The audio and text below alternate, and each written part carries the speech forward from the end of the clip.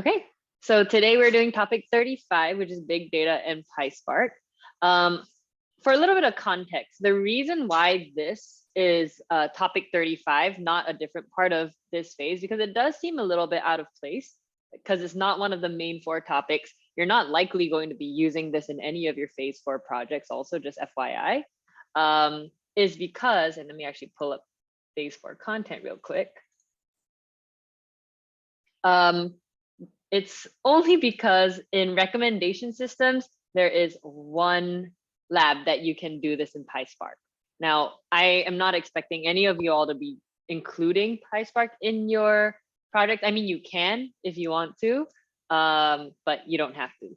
Also, these instructions have you configure your thing at some point. I forget which one it is.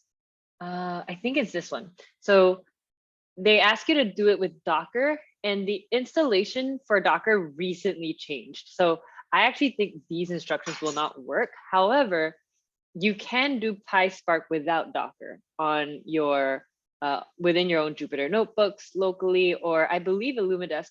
I have to check on that again, but I believe Illumidesk does work with PySpark without Docker. So if you have any questions about that, let me know. I admittedly have not gotten to see what's up with the new Docker instructions, but I'll explain what Docker is all about in a little bit. But PySpark is the main language that I'm going to talk about later, but you don't necessarily need Docker to do it. So Docker's installation instructions are currently weird. So if you're going through these labs, just know that that's what's going on over there.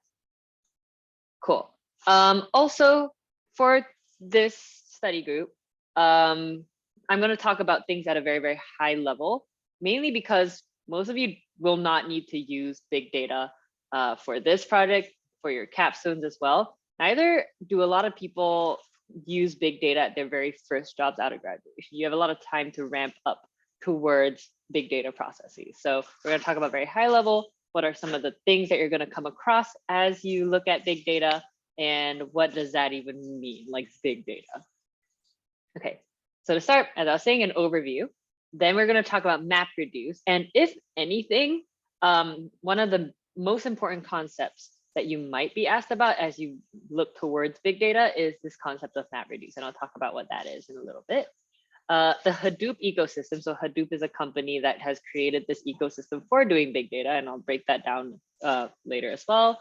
And then we're going to talk about Spark and PySpark.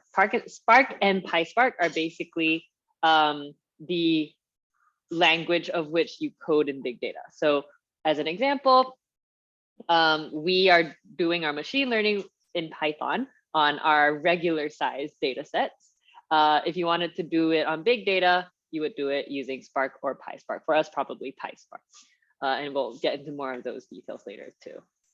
All right, important things to know that for this study group, we're not going to talk about writing MapReduce jobs in Java, and later we'll understand what that sentence actually means. We're not going to do end-to-end ETL with data in the Hadoop ecosystem. We're not even going to touch the Hadoop ecosystem, but it's good to know how these things are structured as an example to understand how big data is being processed. We're also not going to talk about AWS instances and productionalizing this with PySpark. However,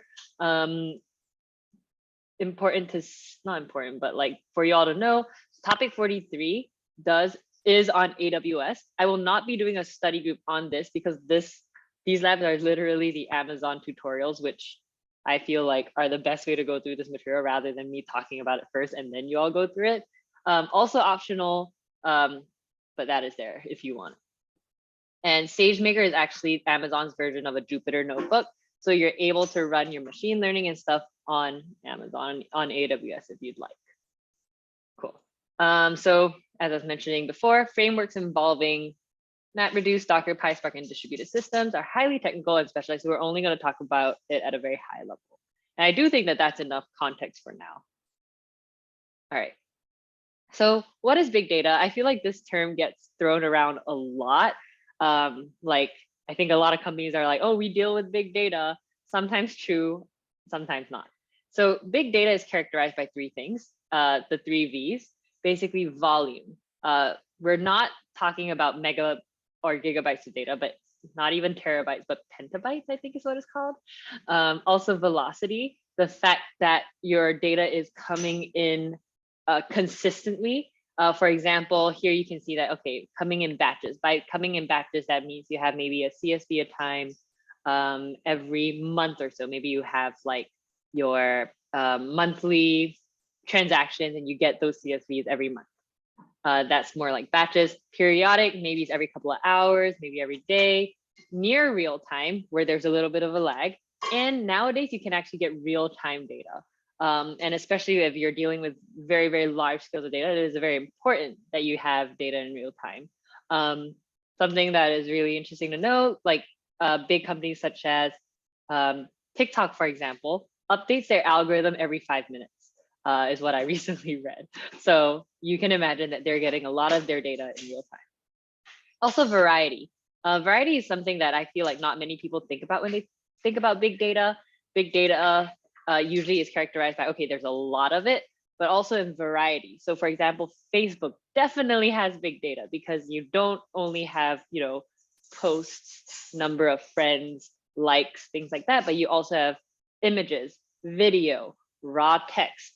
Perhaps you have all of the connections between people. I don't know what's on Facebook nowadays, but the variety of data is also a big important characteristic of big data. Right. So why do we need distributed systems? I think some of you with these projects, these last phase 3 projects are already starting to see very long processing times for your machine learning models. So let's say we had a hard drive with 1 terabyte of data. How long will it be? How long will it take to be read on a hard drive?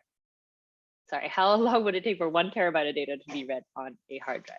So 1 terabyte is about this number of megabytes. And at 100 megabytes per second, which I think it's the current average speed of internet, I forget, is about 2.91 hours. So to read just 1 terabyte of data, it takes 3 hours. However, if you're distributing the work across multiple systems, so let's say you had a distributed, and we'll talk about what this distributed system is in a little bit. If we have the same speed across 10 systems, it will take 17 minutes, because instead of doing 100 megabytes at a time across 10 systems, you're actually processing it at 1,000 megabytes at a time. So that's 17 minutes. If you have 100 systems, that makes the speed of 10,000 megabytes per second. That 1 terabyte of data will be read in 105 seconds. So there's a huge difference here when you can allow your things to be processed in parallel at the same time. The main thing about distributed systems, which we'll get into more detail in a little bit, is that you're running a lot of things in parallel. So therefore, that's how you can increase these speeds. Cool. Any questions at this point? Okay, so next we're going to see Hadoop. So Hadoop is a distributed computing system and environment for very large data sets on computer clusters. So computer clusters are those distributed systems. So here you have a client, maybe it's you trying to do a machine learning process, and then you're giving your system a job to do. So maybe that job is something, it can be as simple as like doing a word count. We're actually going to look at that example later. A very simple example like word count, but let's say you're trying to do a word count across all of the posts that are on Facebook. That's going to take a very, very long time. So usually what you have is you have this master node that, you know, aggregates your information as well as disperses what data goes into which computer cluster. We'll get into more detail about that actually in a little bit. And then you have these slave nodes where each computer is running the same thing in parallel. And in this case, we have 3. So one example is you can think, all right, I have all of my Facebook data. I'm just going to split it into 3 subsets and give one subset to each computer. They will do that processing and some aggregating action will happen to get the final word counts. So because of that, everything will be processed 3 times as fast as it would be if everything had to be processed by a single computer, even if the computer was the same size, speed, capabilities. All right. So for some terminology, this is an example of a Hadoop ecosystem. So the main things that we're going to talk about here are these acronyms. So HDFS, which is Hadoop Distributed File System, Yarn, and then MapReduce. So first, we'll talk about HDFS. So HDFS is the system that allows us to distribute the data across a cluster of computers, making multiple hard drives in our cluster function like a singular file system. So the things that occur in HDFS are sort of like actions or a list of instructions on how do I aggregate and split up my data across all of these different computer clusters. Next, we have Yarn, which is a funny acronym that stands for Yet Another Resource Negotiator. And that actually deals with data processing.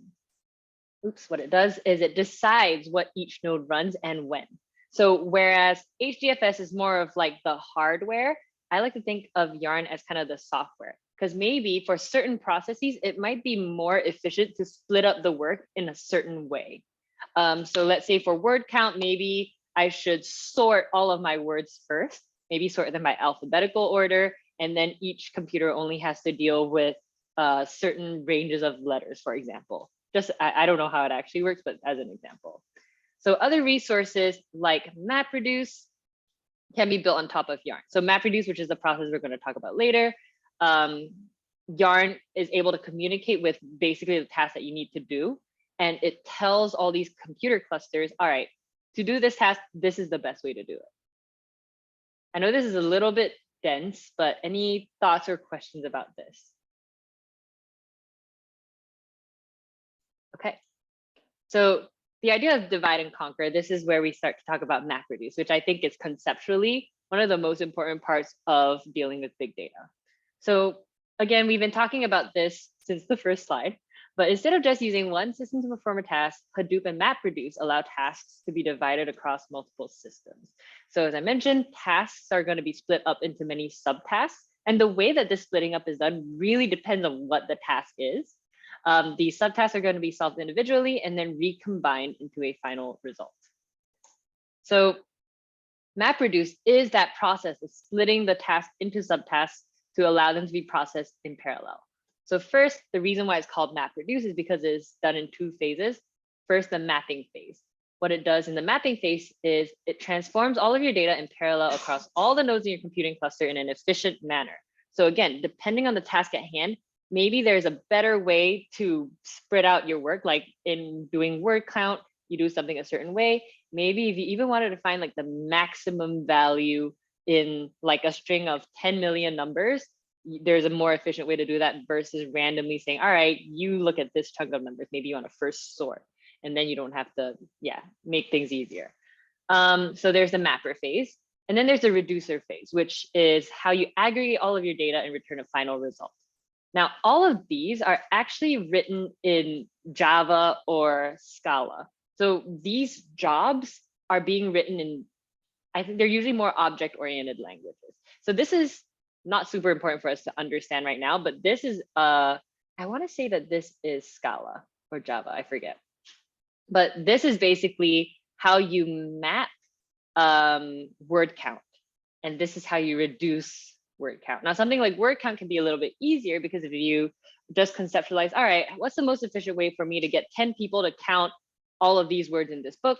Maybe you take the book, split it up into 10 parts, everyone count their words and then group it together. So word count is something that's slightly easier, but for other tasks, maybe not so simple, right? Let's say you want the task to be building machine learning models. If I was building like a random forest model and I have 100 trees that I need to build, fine, simple, each person build 10 trees, let's aggregate our result later.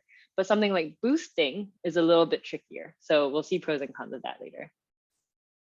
But any questions about this overall concept of MapReduce at this stage? MapReduce is really just the overall process of taking a job or a task, splitting it across multiple systems, and then reaggregating it later.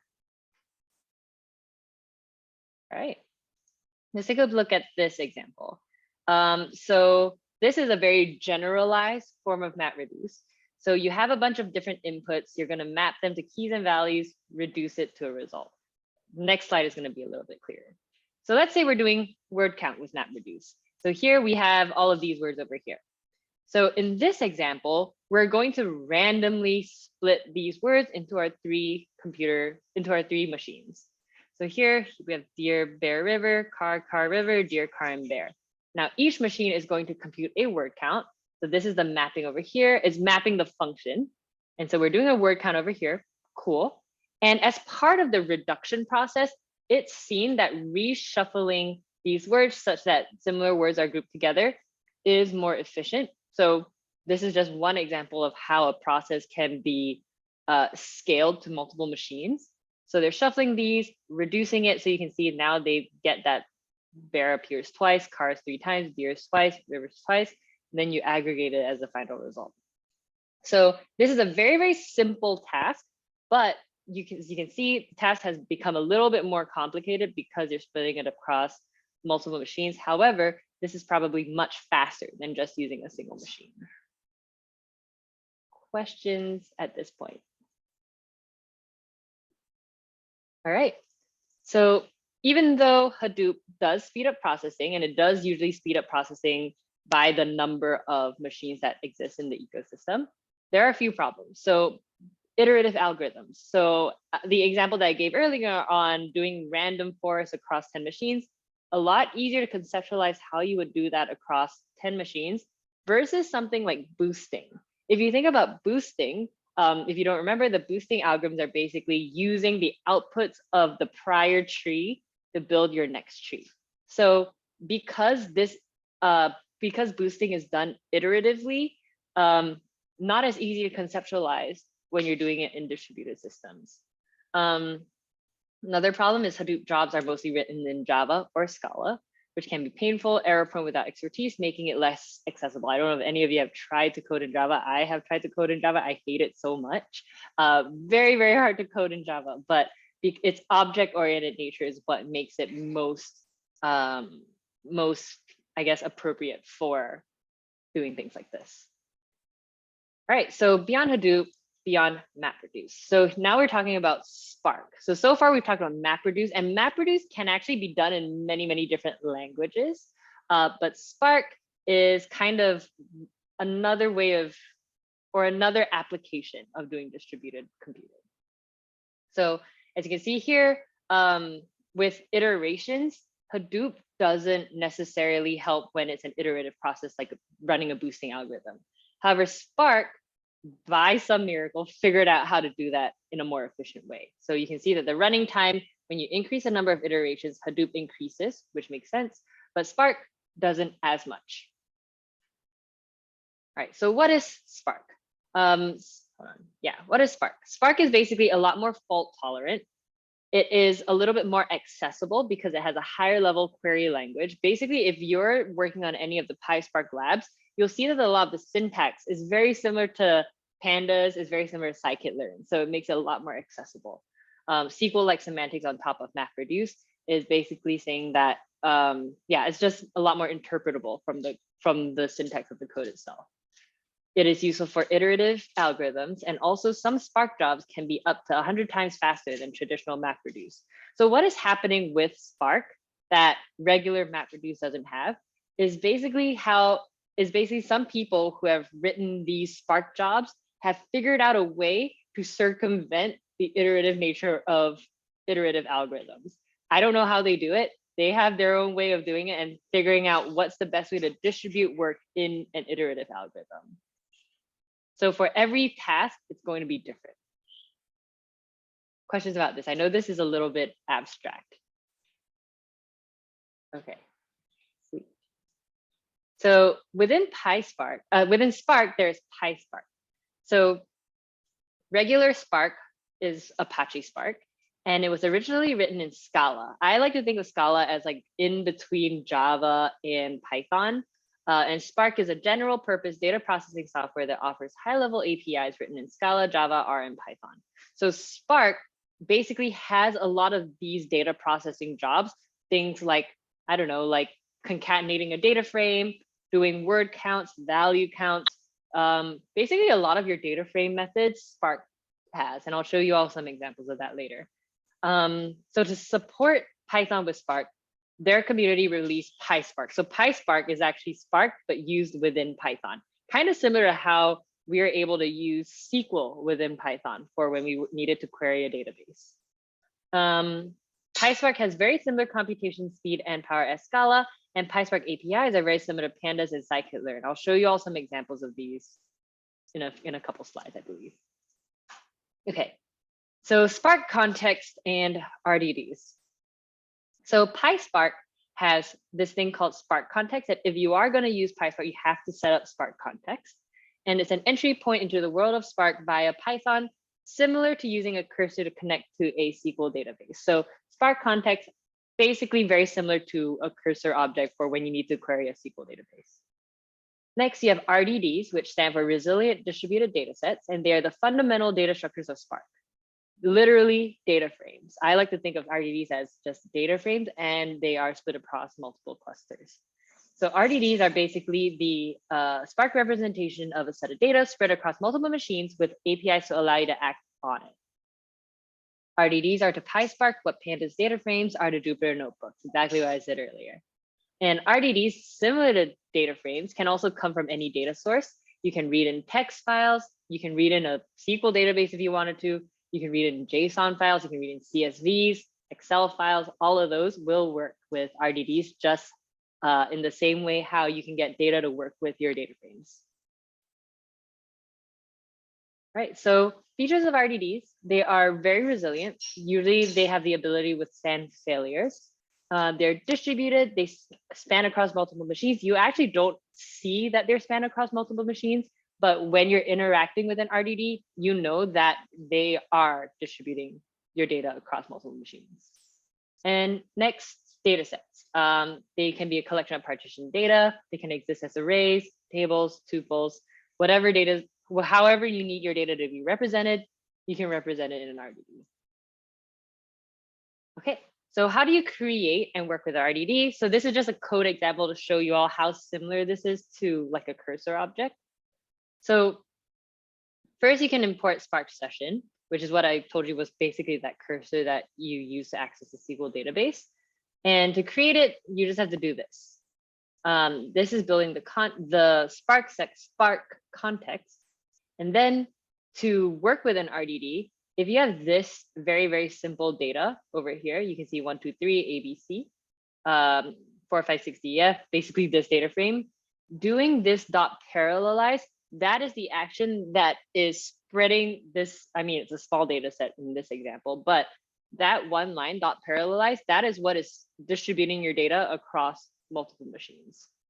And then you can put into your data frame. I guess this gives you the column names as well. And then df.show, I know it's slightly different from df.head or df. Or I guess just outputting your df, but very, very similar functionality is a method to just show your data. Cool. So that's the first step, usually parallelize. If you needed to work with external data, it has that capability as well. You can take in any files from your HDFS. So let's say you had a collection of like gigantic CSVs. You can import them in. If you have objects in an Amazon S3 bucket, now an Amazon S3 bucket is basically like, I don't know, like a file storage system, but on Amazon. You can have it hold a lot of stuff. Or lines in a text file, as simple as that. Anything can be read into an RDD. In terms of RDD operations, they're very, very similar to Pandas data frames. So a lot of these, they have RDD counterparts. So a lot of the Pandas functions and methods and attributes that you're doing have RDD counterparts. So for example, you have map and flat map. I actually like to think of map and flat map. I know we've talked about MapReduce, but it makes it a little bit confusing. But map and flat map are sort of like dot apply and dot map on our Pandas data frame. So if you're doing a method over everything, you would use map or flat map. So here you can see we parallelize these two short strings. And if I want to just split all of them, I would do a flat map onto all of this. You can also filter, which is sort of like, when you do your dot loc or when you do, your like double brackets to like filter for a specific value, you can do that via a filter method. You can also do a bunch of actions like computing the min and max of a column. You can find like the sum. You can create brand new columns as well.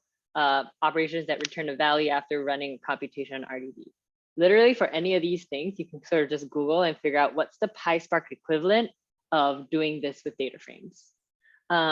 Basic RDD actions, and these are the ones that are kind of like exactly the same as what you could do in a data frame, but just different syntax.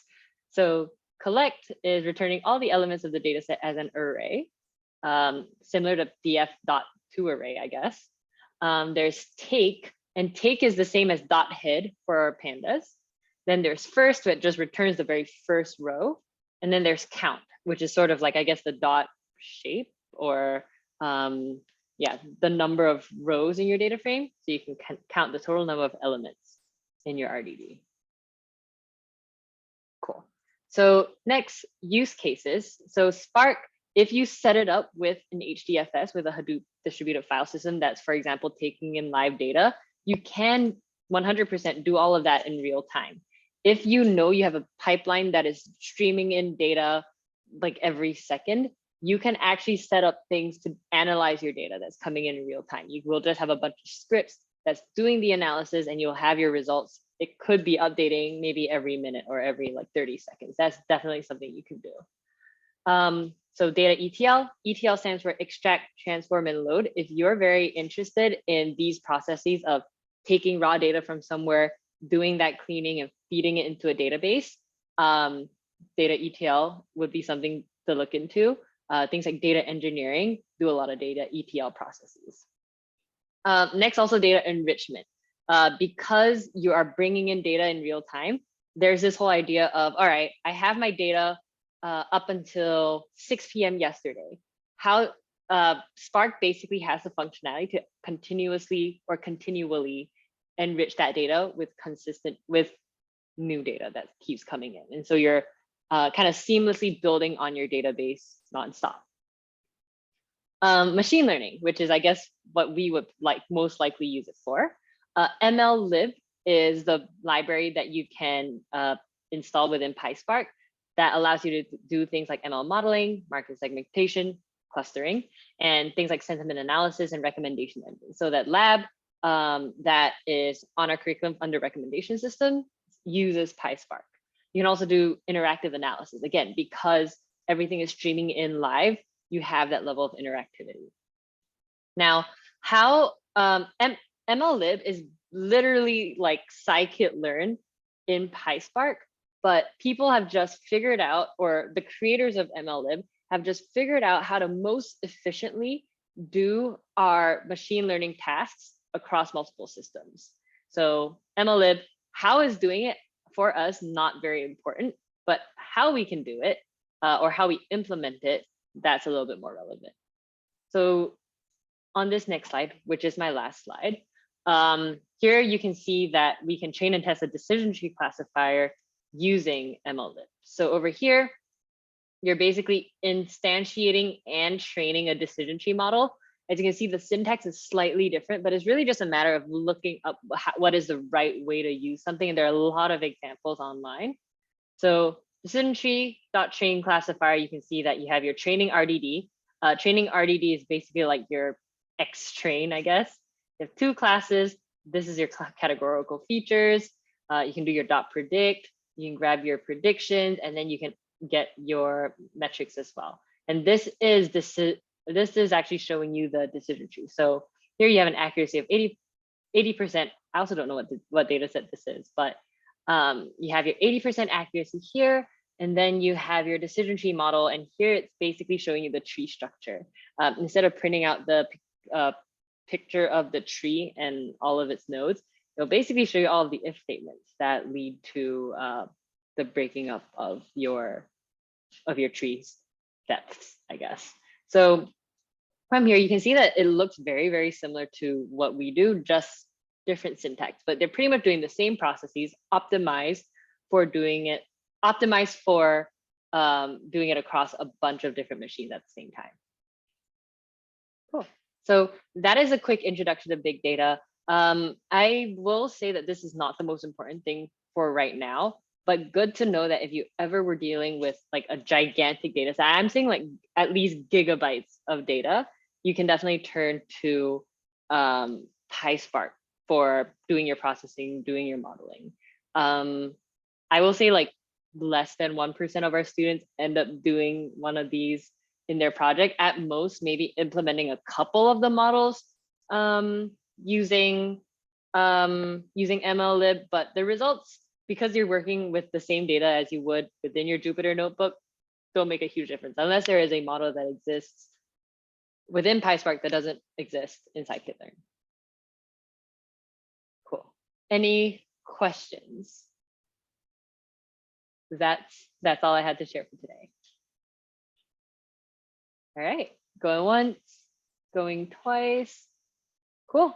One more reminder, and I'm going to keep reminding you all as well. Don't forget to do the end of phase survey if you haven't already. I will keep sending it to you all until, and I'll remind you all during your one-on-ones. I know I've forgotten a couple of, to remind you at a couple of your one-on-ones today, but please do that. Also tomorrow, we're going to talk about recommendation engines, which is going to be very exciting. I think recommendation engines is cool because that is one of the first things that we see that is like an actual product that is a result of machine learning. So that's very exciting. But yeah, if anyone has any questions about this or is trying to implement any of this stuff and is running into issues, please let me know. I know the other instructors have already done this stuff. I haven't yet. So happy to outsource and figure out what's going on here. All right. Well, if there's nothing else, I will talk to y'all tomorrow for recommendation engines. That's going to be like the first topic that we hit that is one of those big project topics. So that's, I guess, on the horizon as well. Next week's going to be time series. And yeah, if there's anything else, feel free to let me know. Slack me, DM me. You all know how it is. All right. Have a good night, everybody. I'll see you all tomorrow. Have a good night. Bye. Good night, guys.